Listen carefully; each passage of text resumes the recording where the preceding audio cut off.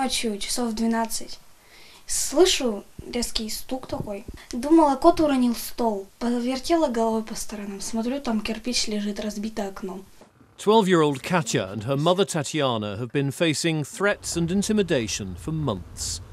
About a year ago, Tatyana's ex-husband took out a loan from a small creditor here in Russia's Sverdlovsk region to buy kitchen furniture.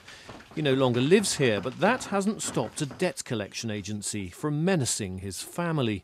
Я им объясняю, что я сейчас нахожусь в таком положении, что мне и так не очень-то хорошо, что у меня маленький ребенок в квартире находится. Они говорят, и ребенка твоего вытащим, и детям твоим будет крындец полный тут придет. И все равно ты будешь платить. Вот у них одни какие-то вот эти вот фразы, ты будешь платить, ты будешь платить. Tatyana, who is pregnant, deals with constant phone calls from the collection agency. This time, the caller explains that her ex-husband missed a payment and the debt has doubled. The collectors have written on the walls of their building, intimidated their neighbours and even threatened sexual violence. Вместе со своими бандитами вы приезжаете.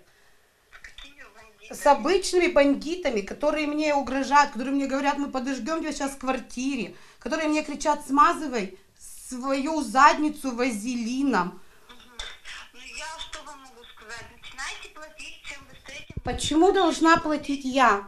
Потому что это вы разрешили вашей собственности оформить займ. Debt collectors in Russia commonly use ruthless tactics and sometimes outright violence.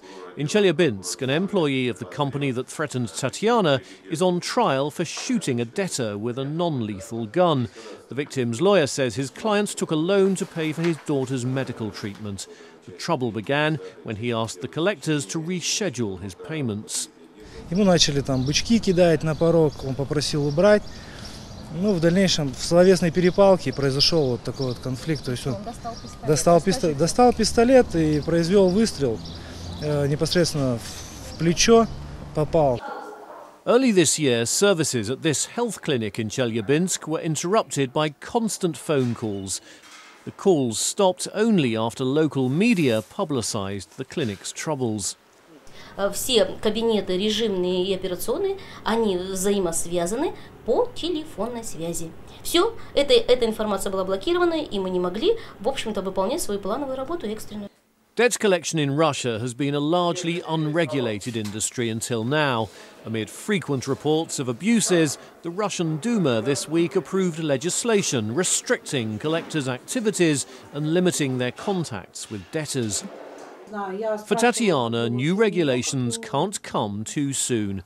She alerted the police about the vandalism, but they refused to take a statement and told her to call only in the case of a serious crime. Her ex-husband's debts and the threats of the collectors are still hanging over her head.